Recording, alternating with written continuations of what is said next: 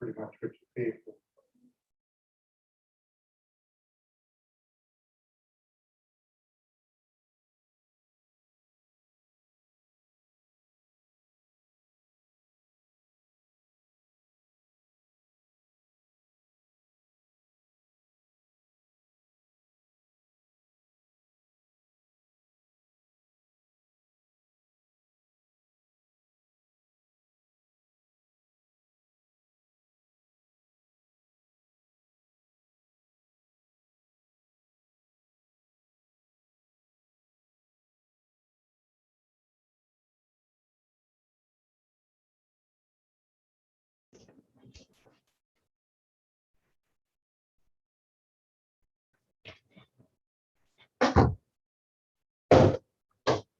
Chris, I think you are still muted.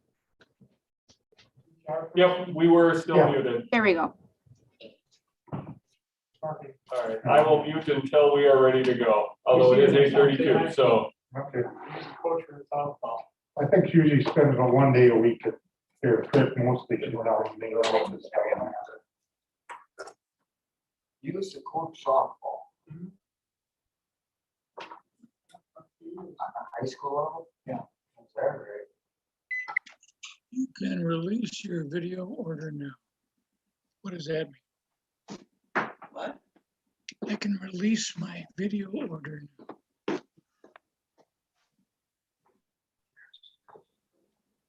Oh, my. No idea. We didn't click on the start video button. Morning, everybody. Good morning, Bob. Morning, Mark.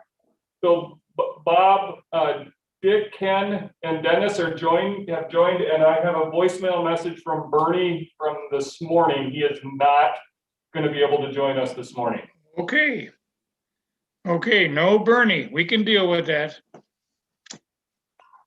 We have no choice. Okay, it's after 8:30. I'm calling this meeting to order. And I'm looking for my agenda, which I will find in a minute. There it is. Okay. This meeting and all other meetings of this board are open to the public. Proper notice has been posted and given to the press in accordance with the Wisconsin statutes so that the citizenry may be aware of the time, place, and agenda of this meeting. Calling the meeting to order. I notice that he's not here, and that's okay. We're going to go on. I don't think we need a roll call of committee members, so let's review the agenda. Any additions or corrections? I'll make a motion. Agenda.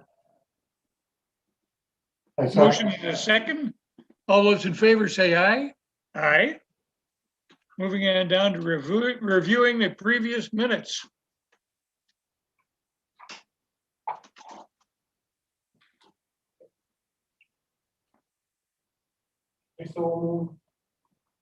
I saw, Motion in a second to approve the past minutes. All those in favor say aye. Aye. Moving on, we've got correspondence. Do we have any of that, Chris? I do not have a record of any. Okay, that's always good. Outreach education program, reminders and announcements from staff.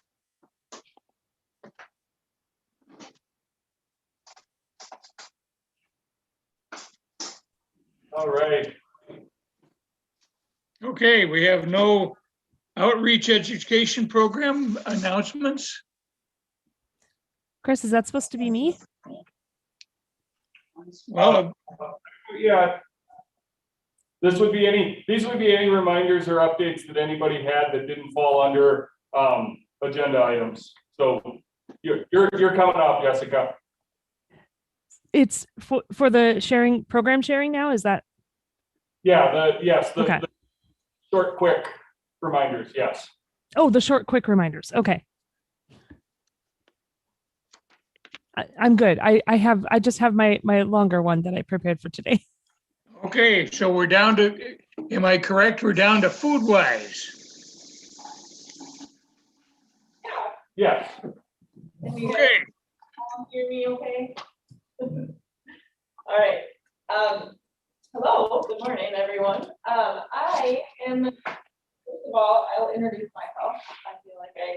see new faces in person. I know we've seen you over there possibly, but my name is Christy. I'm the Foodwise coordinator for our Foodwise program.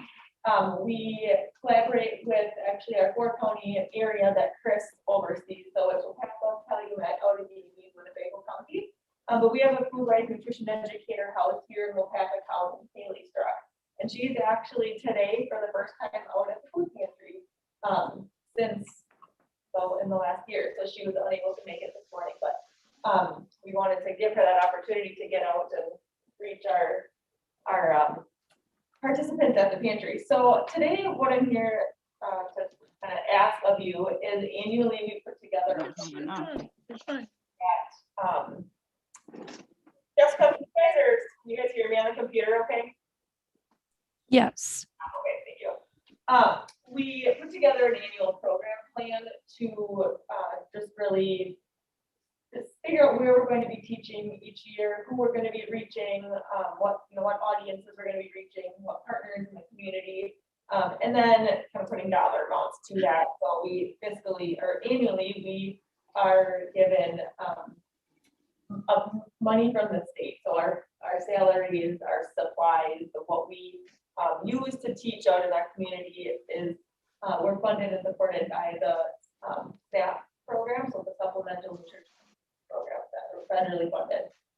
So really what Waupaca County has been providing us for the past, well, we've been around since 2008. So we have office space in the extension building, and we do pay for our own printing, but really, phone and IT support. And so the extension office has always been, and Foodwise is part of UW Madison Division. Rattling around in the freezer.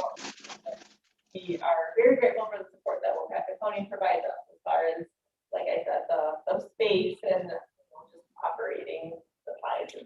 So the contract that I have is really just spelling that out annually. I put the contract together where we're putting our program plan together and really just seek approval to have Waupaca County allow us to continue to have the space that we have and operate within the extension office. So I can pass that around if you wanted to glance at it. And then we do just need a signature. I don't know if that would be Bob or if we could have. So how we normally do, and I think the process has been that this group would review and you would provide a recommendation of whether to enter into the agreement. That would then trigger me to have it reviewed by corp counsel, and then it would go on to the desk for the county board chair to sign after the review, of which corp counsel, it's a formality just to make sure that and finance to make sure that it's a budgeted, it's included in the budget and all of those types of things. It's not something special. So that's our process that we do. Last year we might not have seen it. I know we talked about it and I know we had the vote, but you may not have seen the agreement quite the same way because we would have been in a remote environment at that time. So. And as you're reviewing, I just wanted to kind of give you an update on what we've been working on. And over the last year, obviously, we're very virtual. So we transitioned a lot of our programs to a virtual platform. So we were teaching nutrition lessons over Zoom with Head Start and WIC specifically for some populations or the partners that we were reaching. And we're hoping to transition those back in person next year. So our fiscal year starts October 1st. So we're hoping after that we can start to do some of those parent programs again in person. But this summer we have a lot of really fun things happening. We also are part of the local Pathway Coalition that I've talked about a lot. And we have worked really hard to support the farmers market here in Waupaca, bringing EBT. So the food share, and if anyone participates in the food share program, they can use their dollars at the farmers market because we have worked really hard to get a farm market manager on board and get that EBT machine at the market. So that's something that Haley and I will be working on this summer is just promoting the market and trying to get our low-income families who participate in these programs like WIC or food share down to the market to purchase those fresh, the fresh fruits and vegetables from the market as well. Yeah. Do you work with any of the other food markets in the county? Yeah, we do. Yep. So not just in Waupaca, our educators, we have an educator in Winnebago County and housed in Allegheny County. And then our educators also do work in Calumet, but so the Appleton market and the Oshkosh market. So I know Clintonville has a farmer. Oh, sure, in the county, thank you. Yeah, so that's actually something that we are going to be doing this year, just learning more about other communities. Naturally, we tend to have more happening in Waupaca because we're here and sometimes, you know, we're just easier to reach or we see visually a lot more that's happening in Waupaca. So we have started the program plan that we put together that you just reviewed this agreement for is actually part of a 3-year plan. So it's 2022, 3 and 4.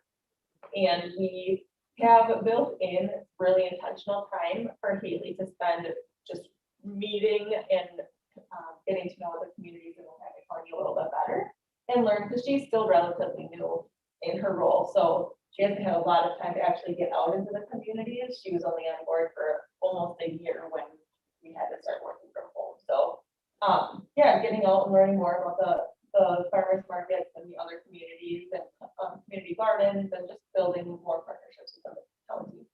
Yeah. So yeah, that was, and then the only other thing I wanted to show you was just another project Haley's been working on is just promoting community members who plant gardens in the county to maybe consider planting a row of the garden to donate to a food pantry in the area. So she has that one specifically says Waupaca area community pantry, but she's been collaborating with other pantries in the county to actually put their name on and, you know, seek approval for them to receive the produce from the gardens.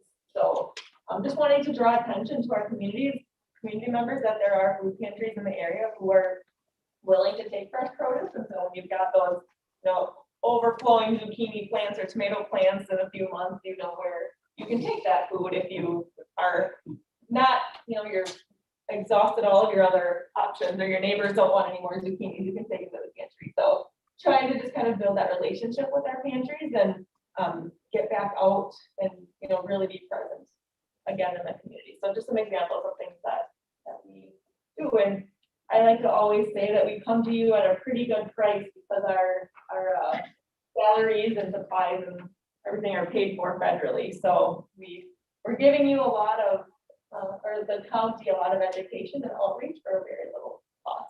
Do you guys have any questions about Blue Eyes or anything that I said? I don't. Do we have to vote on your agreement this morning? Yes. A recommendation to enter into the agreement, and then that will allow me to move it along. Okay, I would make the motion that we approve that. Is there a second? I second it. We have a motion and a second to approve our agreement and program. Or our annual agreement is what it's called. All those in favor say aye. Aye. All those opposed? None. Okay, that part we're moving on with. I think that's my cue. I think that's your cue. Yeah. Jessica Beckendorf, go for it. Chris, are you able to give me screen sharing capability? Yep, just one moment. No problem. In the meantime, I'll just quick introduce myself. Thank you, Chris. To those who may not know me, my name is Jessica Beckendorf. I'm the community development educator with Waupaca County's Extension. And I'll just quick list out a couple of the current projects I have going on, just to give you a sense for what I do. So I have a number of community development related projects going on, and that would be been working with the city of Clintonville, the Waupaca County Economic Development Corporation, and the Clintonville Chamber on some downtown development efforts in Clintonville that will kick off this summer. My role in that will be to just to really kind of pull the community together, because the city really wants this to be community driven. And so they want to kind of take a back seat while I get the community members together and bring them through a process to help them make some decisions about how they want their downtown to be and what they want going on down there. I've been a member of the Waupaca Area Social Connectedness Group for a long time, and we were just about to launch a big project when the pandemic hit. So we still worked together throughout the year, and we ended up having a little, it was called the Great Neighbor Shout Out. So we ended up doing a few things to try to generate some positive buzz and have people start to like look at their neighbors in a different way. The purpose of this project is to get people to connect with each other, to connect with their neighbors more often, and to have people start to connect a lot more. Social isolation was identified locally as an important issue. And I've been working also for quite a while on the New London area's transportation project. That project is focused on workforce transportation, trying to fill some gaps because there's a number of people who don't qualify for programs that would help them get transportation to work. And so if they don't qualify for one of those programs, we want to help them out and get them to work. And that's been one of the issues that some of the local employers have complained about, is that they have high turnover. And one of the biggest reasons is that people have a hard time getting reliable transportation to work. So we're trying to work on those issues in the New London area. And our goal is then to spread it to other parts of the county once we've really gotten going there. So we've gotten some grant funding for that. And we've been able to hire somebody recently to start dedicating time in the New London area to getting that project going. And then I've been working on the governor's task force on broadband development as the lead facilitator. That's an issue that has been really important in Waupaca County for a long time. And so when they asked if I would help facilitate a simple process for them, I said that would be fine. And now I just finished writing up my portion of the report that will go to the governor's desk in June. So that will be wrapping up shortly. And then on the leadership development side, so a lot of what I do is also trying to develop leaders, both existing leaders and potentially new leaders. I run the Leadership Waupaca County program. I've been working on setting up a program that just got its name recently. It was previously known as the Spanish Language Leadership Program, which is a mouthful, and it's not very exciting either. And now it's going to be Elevando Wisconsin, which means elevating Wisconsin. So that one will be, it will be eventually a statewide program, but to begin with, because there were three different educators across the state working on this, myself, my colleague in Greene County, and there were four educators, Fond du Lac County and Milwaukee County.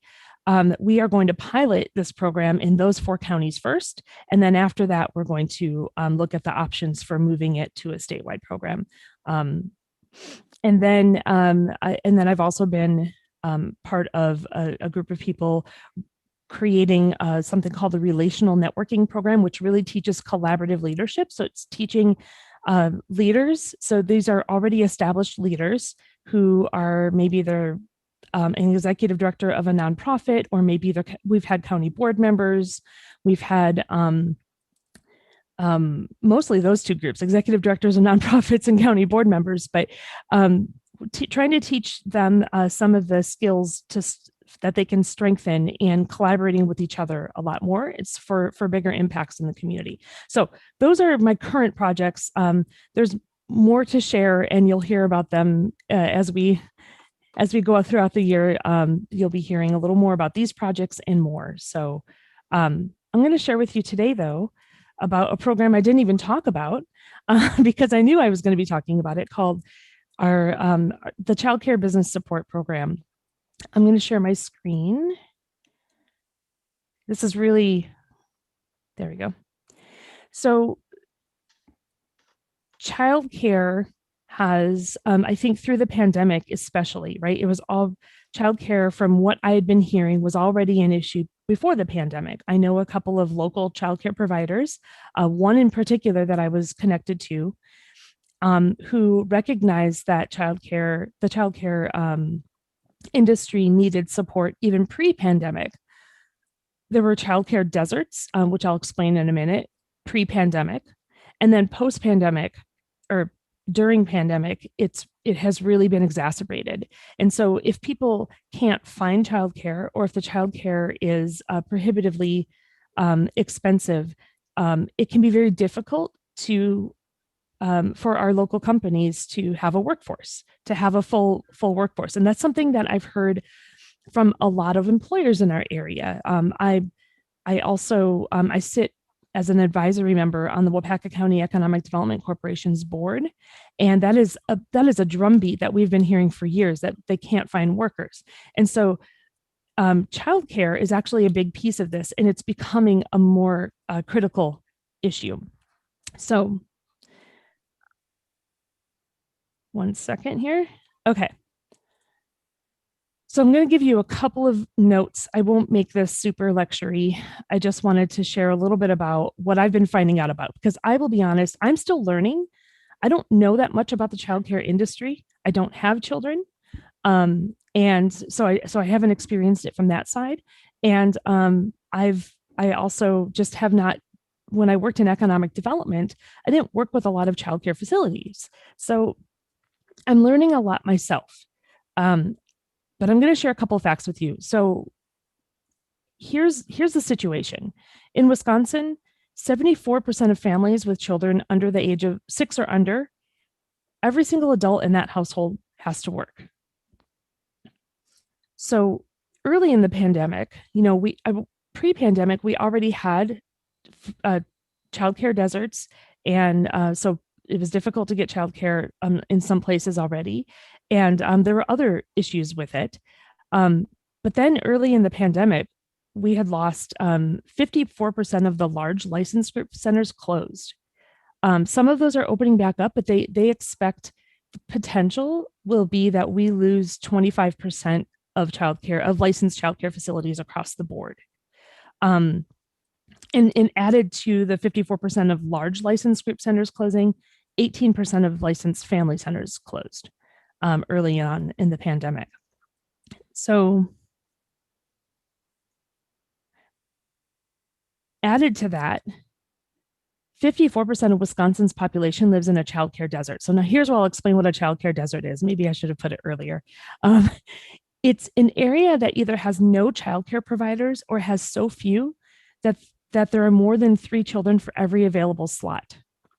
So there's basically a waiting list. And that's what happens. It causes waiting lists, it causes unlicensed arrangements, or it causes some difficult employment decisions. That's why one of the reasons, economists recognize that women's participation in the workforce are incredibly important, but this is where we start to lose them a lot of times. Okay, so WEDC is saying that rebuilding and supporting this industry is going to be a critical undertaking, something we have to do in the wake of COVID-19. And I just want to give you a picture of the number. So these are the different regions. I actually cannot recall again, I said I'm still learning, right? I cannot recall the districts here, where they come from. They're Sandy, do you know what they are? They're the Bureau of Early Care Regulation. These are the Bureau of Early Care Regulation districts. So across the state, there are 400,000 children aged 6 or under, and there's about 3,600 licensed facilities statewide. Remember, this is licensed facilities. There's a lot of childcare happening in unlicensed ways. So there's 3,600 facilities statewide. There's 588 facilities in the Northeast region. That's a 19-county region with 588 licensed facilities. So the number's not high. And I apologize for the fuzziness of this graphic. I found it late last night and I couldn't find a clearer picture. What this is showing is the map on the left is showing how many children under age 5 there are per child care establishment. So what it's showing is that Waupaca County, there are about 31 to 43 children per child care establishment.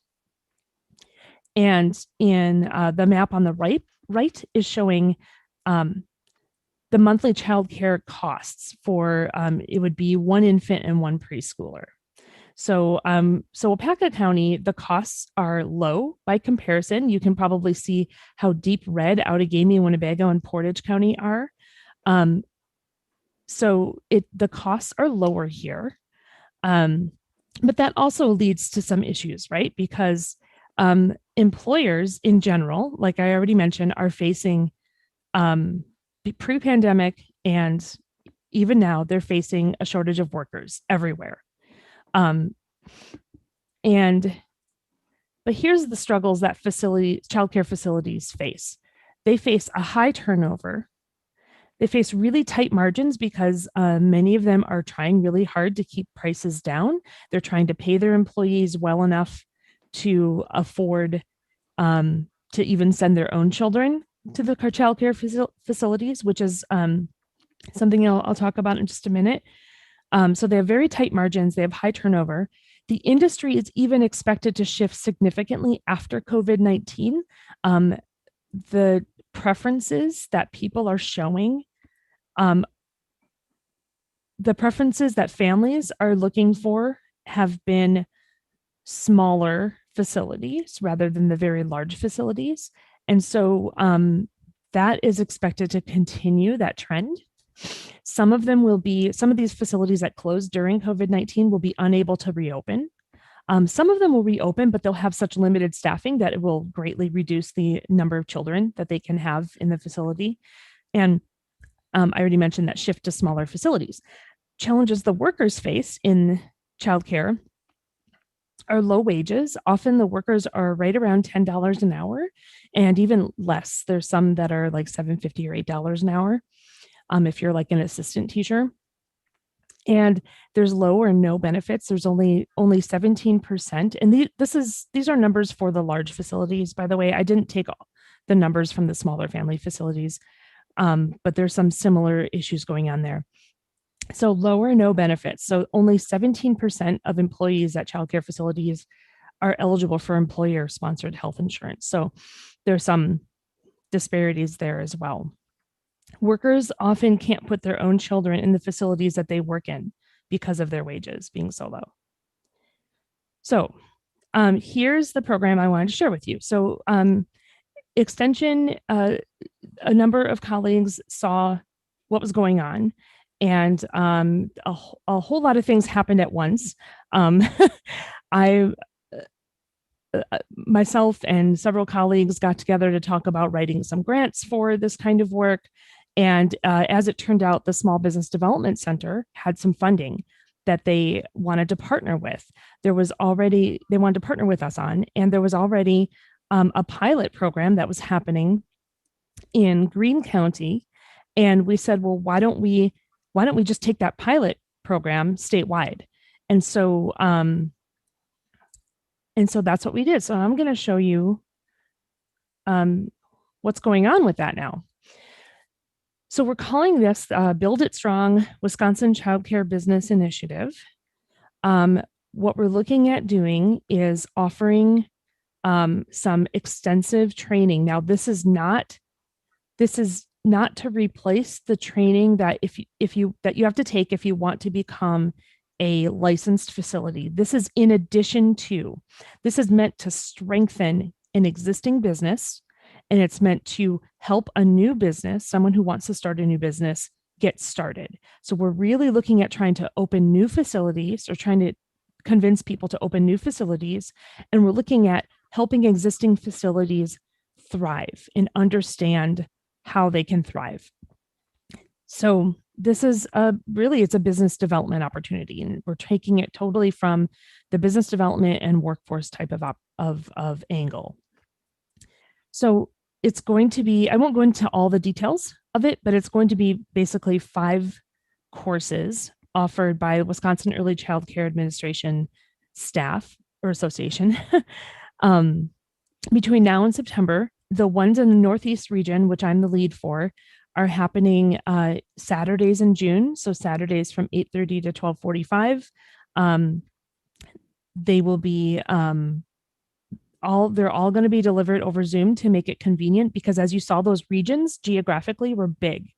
Our region is 19 counties. So we're going to hold this over Zoom so that people can attend right from the childcare center that they're working in if they need to. So each business course is going to, if you're a for-profit childcare center, you will get some free counseling, one-on-one counseling services from the Small Business Development Center. And they're going to include classes on the basics of childcare businesses, operations, insurance and legal, accounting and record keeping, funding strategies, and professionalism. And so my role in all of this is really coordinating this whole thing. We have from the Waupaca County area alone, we have 7 registrants the last I saw. That sounds really low, but each class is only going to have a cap of 30 people. So a third of those are coming from Waupaca County, or almost, sorry, it's not a third, almost a third of the allowed amount over the entire region are coming from Waupaca County. And that's because we've been working on marketing it here first. And I'll share who the we is in a second. And then, and actually starting today, I'm going to be sending the information across that whole Northeast region to some of our colleagues to see if they will share with some of their people. So hopefully we'll be able to fill that 30 person cap. So one of the unique pieces of this program is that there's some more details, and I can give you guys these slides with the link here in case you'd like to read. There's a lot of words on this page, so in case you'd like to read through this, I can do that. But one of the unique things about this class is that it's going to be offered simultaneously in other languages as well. And this is what they did in Greene County. They were able to get a couple of new childcare centers opened by Spanish-speaking operators, business owners. So we have a page in Spanish. I don't think that the Hmong page is ready yet, but they are going to be doing this in Hmong as well. So if we have any applicants who request Spanish language, then I'll be also coordinating getting the interpreters and getting all of the translated materials ready. So obviously I'm not translating them, but I'll have to get them ready for translation. I think I'll stop there because I want to pause for questions, because that was, in case there are any, because that was a lot of stuff that I'm throwing at you. I spent some time stumbling over HH. That's the word for household. Oh, apologies. There's 2 big capital letters in the middle of a sentence, and I had no idea what they meant. I figured it out. Apologies. When I first put it together, there were more things on that slide and I had to reduce it. Sorry.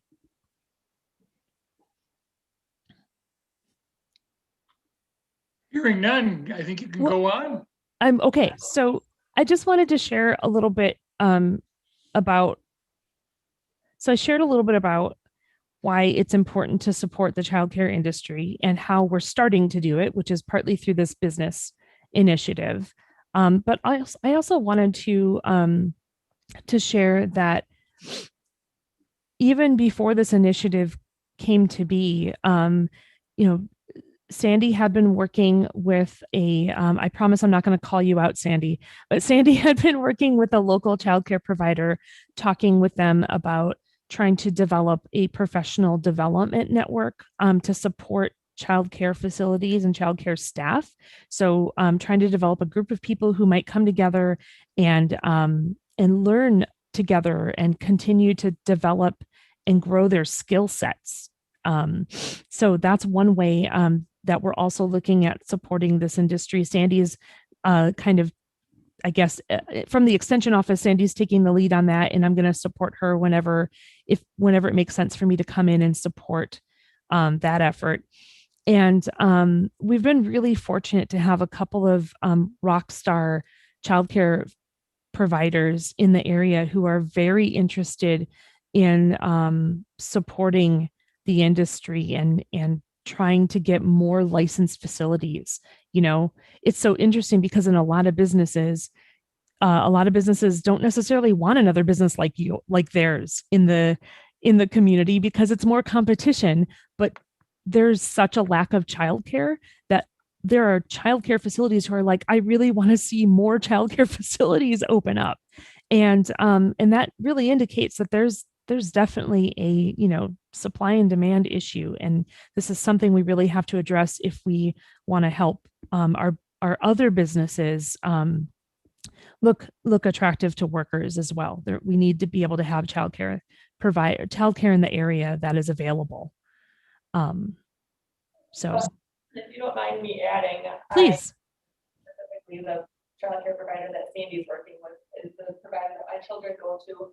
And these small in-home providers can only have less than 10 probably, but depending on the age of the children, depends on if they can have, but there is so much work and energy that goes into opening a licensed facility to then be able to have about 6 to 8 kids probably at one time. So like I'm saying, the need is so great. And so only having a handful of them in the area, the competition is welcomed by her because she just can't, she can't have 30 or 40 kids like a large facility would have. So Yeah.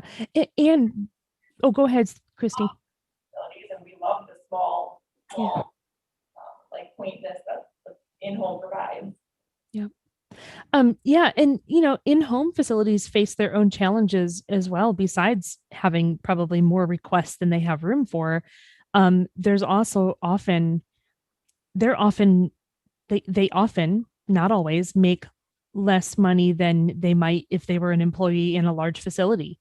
And so they have to, it's something like 67%. It's in the 60s. I apologize. I don't know the exact number. Like 65-ish% of them have to rely on a spouse's income and insurance because they make about, the average is about $7.50 an hour for people in the small in-home facilities. And only, I think it's only like a fifth of them, like 20%, are able to save for retirement. So there's issues there as well. But really, I'm right now focusing on trying to just get more facilities open and to strengthen our existing ones.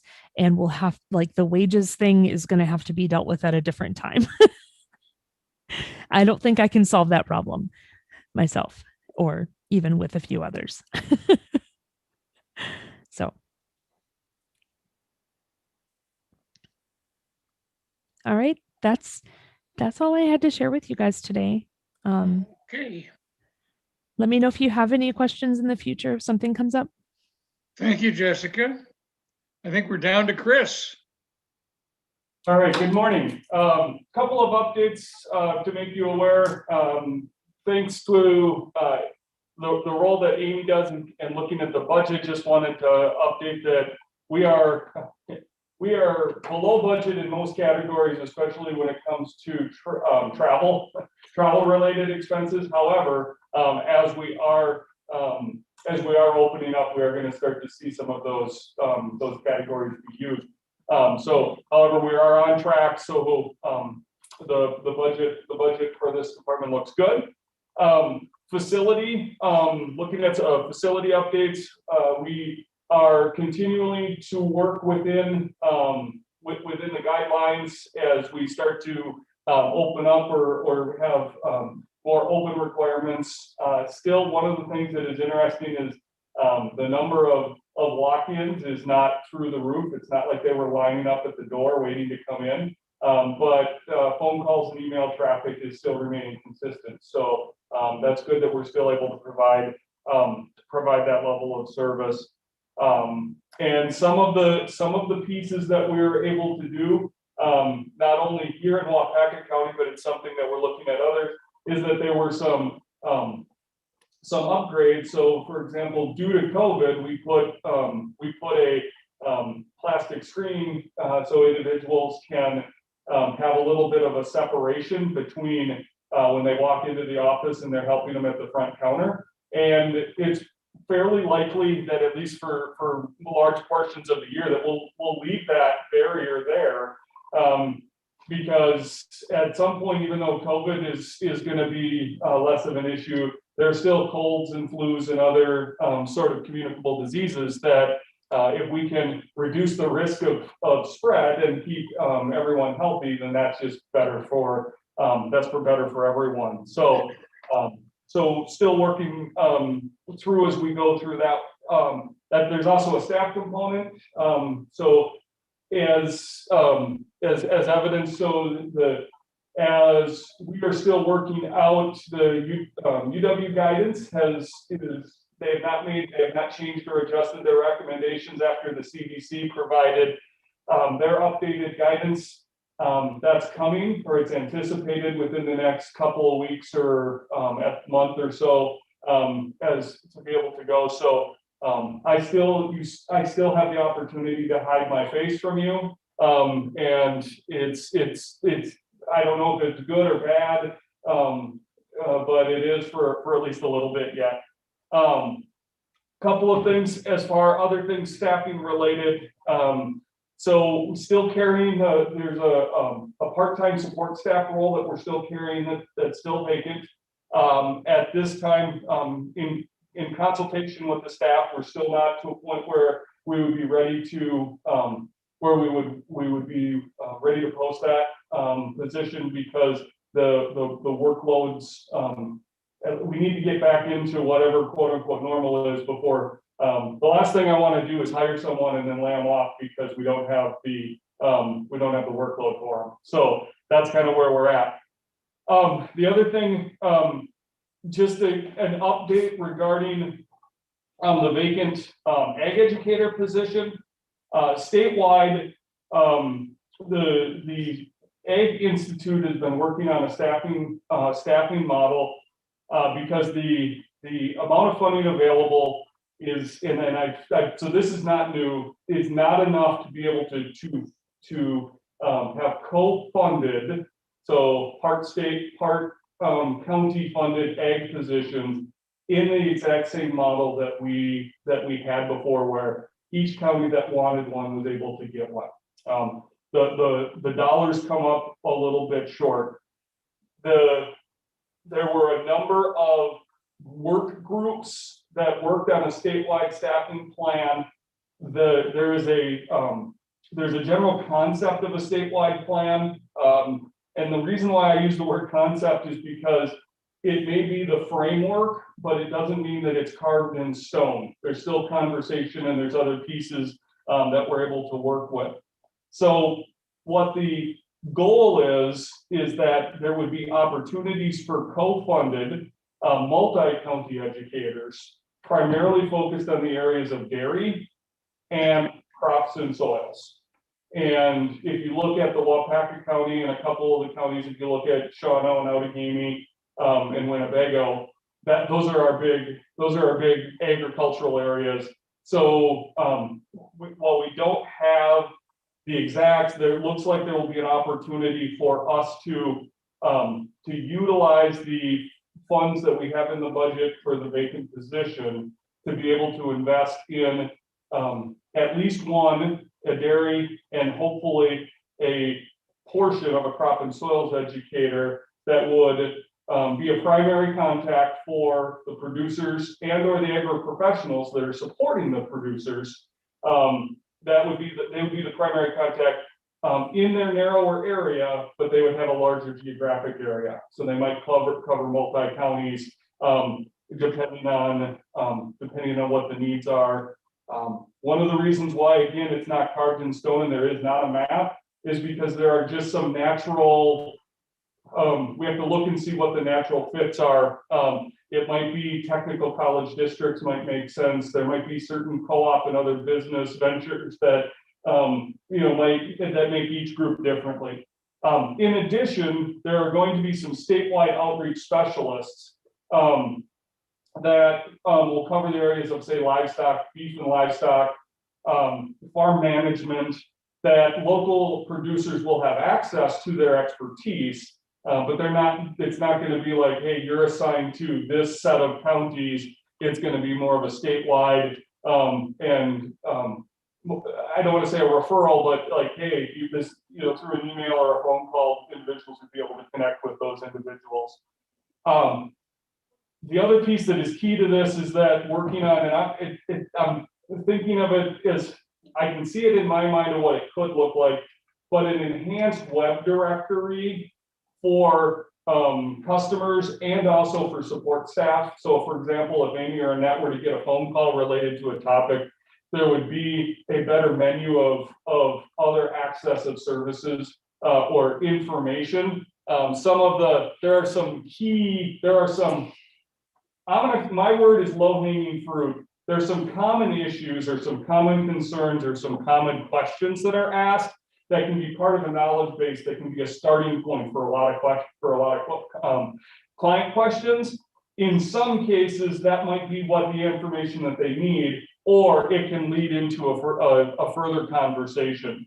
And then there's also in the area of horticulture, there's a lot of shift and transition going in the horticulture area. In this area, we do have a modest number of horticulture inquiries. Individuals plant health diagnostics. So what is this weed? What is this bug that's eating my tomatoes? Those types of things. What can I do? Those types of things. So I don't have anything written to present at this point. It's something that I'm working on. We're just starting to have the conversations now that the concept of the statewide plan has been approved at the upper level of leadership to be able to begin implementation. It is possible, or it's very probable, depending on the number of county partners. So we're still each of the positions that Waupaca County with their budgeted investments is still potentially going to have. It should still be able to have access to those two educator areas in dairy and crops and soils, plus. And this would be maybe a consensus. I don't think there needs to be a motion, but if you would like me to explore, I would also at the same time like to explore the possibility of partnering with other surrounding counties to create access to a horticulture educator that would provide horticulture diagnostics and potentially provide some very base level support to our master gardener group as they go. And the other piece with that could be is that we do have a small amount of savings with that unfilled support staff position that we could augment the 44,000 that we have for the ag vacancy to be able to try and increase coverage in those areas or increase access to resources. And while there are no guarantees, we don't have it there. Like I said, there's no map, there's no guarantee like this is where we're going to put someone. We do happen to, if it meets the needs of the candidates, we have some open office space. So we can offer office space. And right now, currently, we're using that office space as drop-in office space. So for example, in days that I'm in, I may drop in and use that and be able to look out a window and work on my computer while I'm here. There could be another individual that could meet with a client or schedule an appointment or have a meeting. So we do have some office space. So I guess I at the very least I am working on what would it look like for the multi-county dairy and crops and soils that would provide coverage and access to would provide outreach education support for Waupaca County. They may not happen at the same time. We may have one and then the other, depending on if we are able to utilize existing staff or whether we are have to go through the hiring process.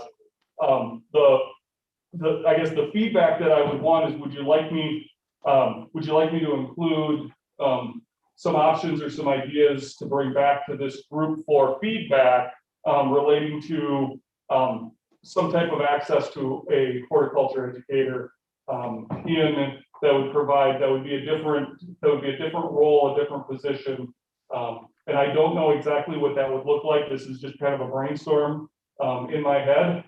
And not every, because of where we're at, I think we have a little opportunity to get creative and see what this might do. So, I yes, just have one question. yes.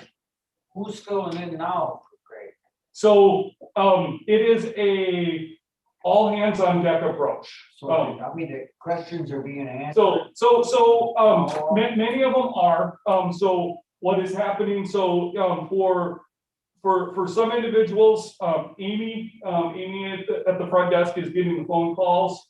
And if we've worked through, she knows where some of them would go. John Thompson in Winnebago County, Kevin Jarek in Outagamie County, especially in the area of forage research, or forage related. Kevin Jarek is an individual that we would refer to.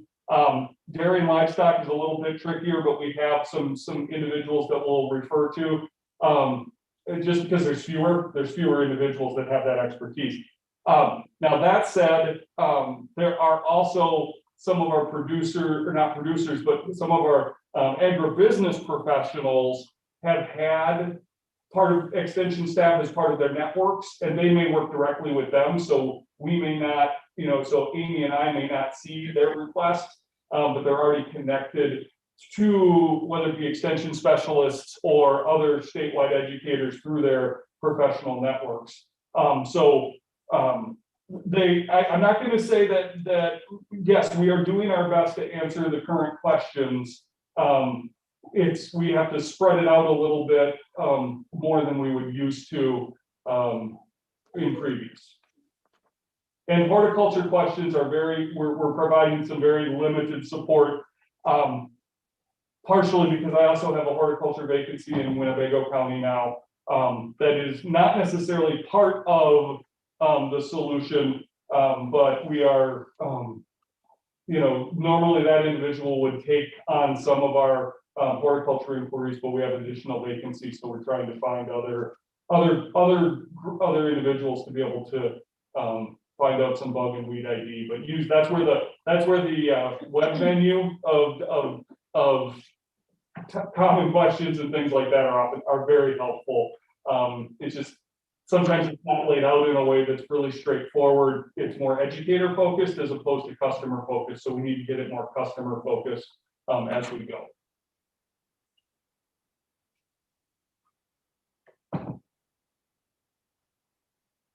Let me ask you a question, Chris. I look down at the next meeting and it talks about we're going from May to June as opposed to May to July.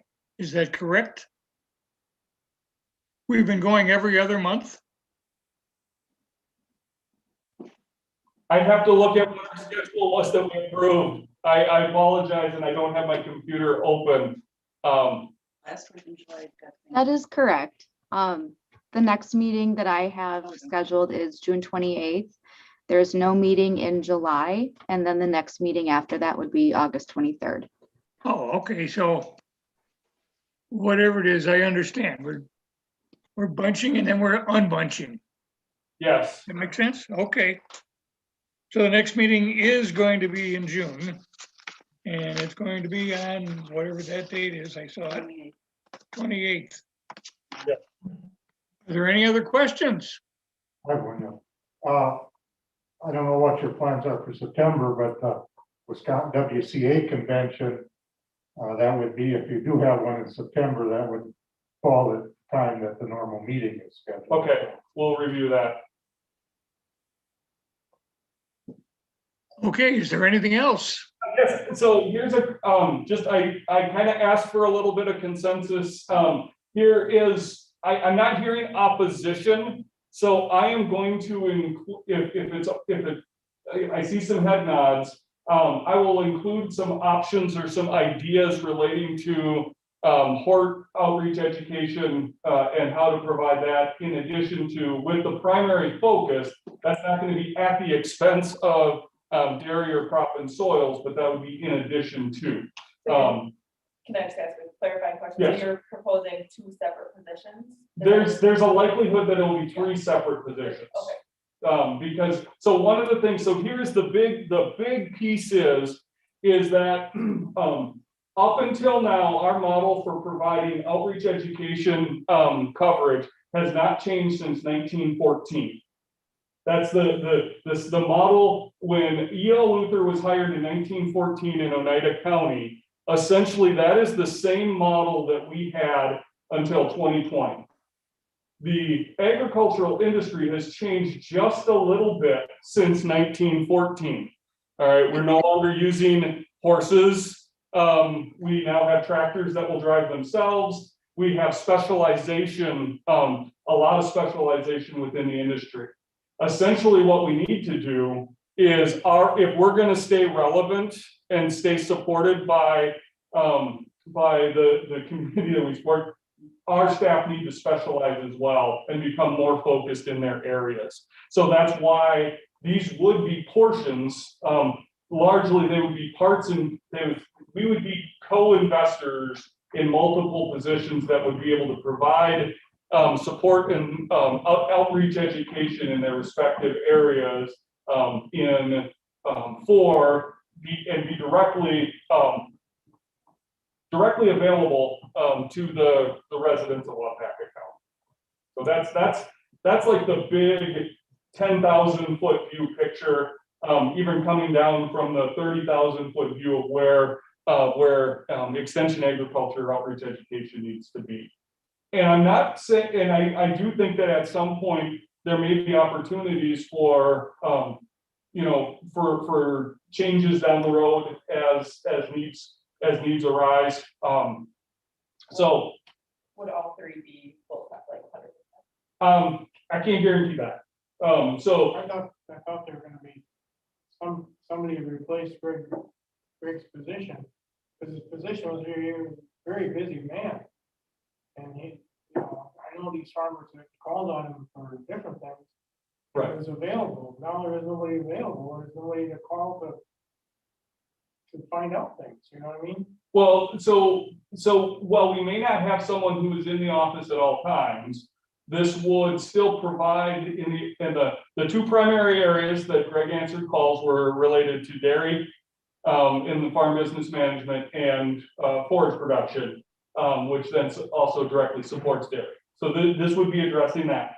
Now, the other option that I can bring to the table, and we would need to work on it in the budget, is if Waupaca County wanted to invest in their own county-funded state educator, as opposed to the $40,000. The working number right now is $98,000 because you would be responsible for the full salary and fringe benefit package of the individual. So that's another option that is on the table, because the institute does not have the funding to co-fund single county positions moving forward. So that's loud and clear. So there is a choice, and I can bring those numbers for in June. I can bring those numbers for this group to react to start the process. But the last time I ran them, it was $97,000 because we have to hit a certain salary point, and then the fringe benefit rate, and all of those we have to make some assumptions based on, and you have to make those assumptions before you post, as opposed to adjusting them after you get the candidate in. So that is an option that's available as well. I know these larger farmers have their own specialists that Yep. crops, through some of their suppliers and stuff. Right. And where the shift is that is for our dairy and the crops and soils, and even our farm management that are the statewide folks, that they may work less and less with the producer directly, but they may work more with the consultants and the support teams that work for the co-ops, the ag lenders, the other professionals, to provide them with the most current and up-to-date research or best practices that then they can work in and work with their they can give it to their consumers, to their clients. So that's also I mean, and that's what's been happening in a number of areas as well. I think I would also like to see your view into it, which is beneficial to Waupaca County. Okay, You know, either, you know, if we can get by with the bird cart. Someone else, Horticulture. Say plant first. yeah, and somebody, you know, and how we, what would best, what would be the best? you okay, know? I mean, if, like you say, their co-ops are helping farmers, I mean, wherever they buy their seed, they're hands-on with that group, so how much do, maybe Greg's position is something, you know, give us an option there, or a comparable. How you feel.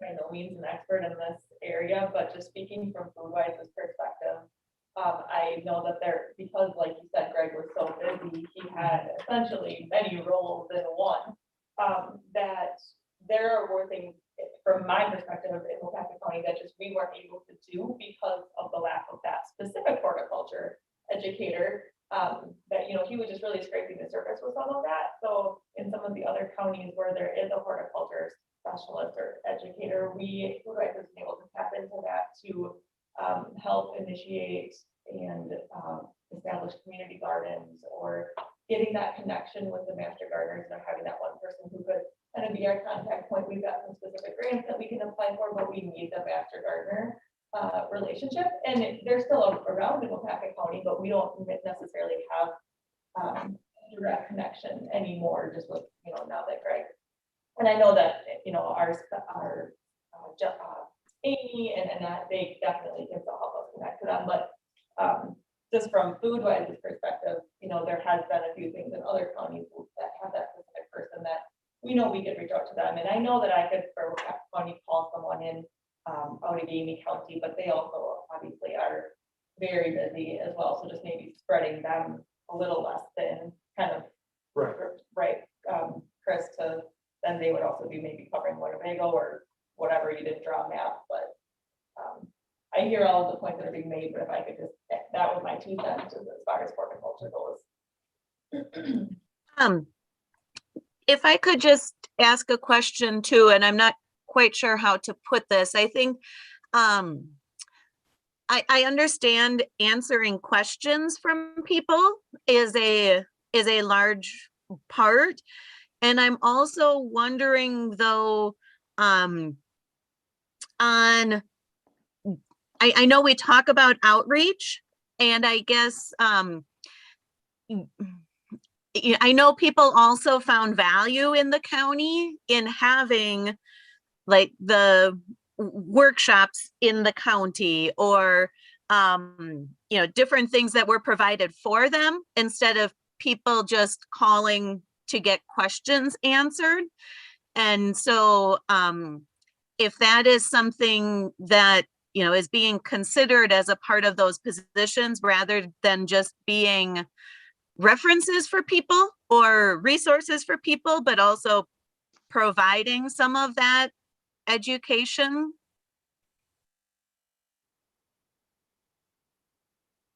I think the intent is to have an outreach educator. Though position descriptions and scope and funding partners have not been identified, so the full position description has not been there. There's not even, we don't even, I have a title. That's all I got is a title. So that's where I'm working from now, is to try and build consensus to try and move forward. So what is the timeline for some? Like just total estimate. So the timeline would, so one of the timeline factors, if there is a request for a departmental budget increase, we have to match the budget planning cycle, which we are well in line with that. So if the group and decided that they wanted to fully fund an educator position, which would be about, at least with the numbers that I have to turn in, would be about a $50,000 budget increase in the staffing line. Is that would need to be, we would have to include that as part of the budget process. That would also, we would also need to wait until November then, before we would conduct any hiring, because we would need to know that the budget would pass and go through all of those steps before we would move on to the next phase. So if there are options that can work within what we currently have budgeted, and the confidence is that we can maintain the status quo budget moving forward with modest or very minimal increases needed, just for some of our, I guess, inflation and those types of things, then it's possible. I have to work through, it's a pretty lengthy approval process, but it could potentially speed things up sooner, because we would be already moving within, we would already be operating within what is approved. So then I would just need to work with the institute to create the positions. Again, there's not a map, so we have to create the map of what this, and I believe the term is regional dairy educator, or regional crop and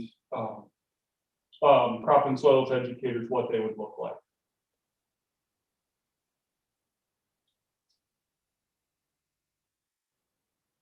Okay. Does that mean that kind of happened after I thought we were adjourning, but maybe not. So are we ready to adjourn? Oh, yeah. We are adjourned. Thank you.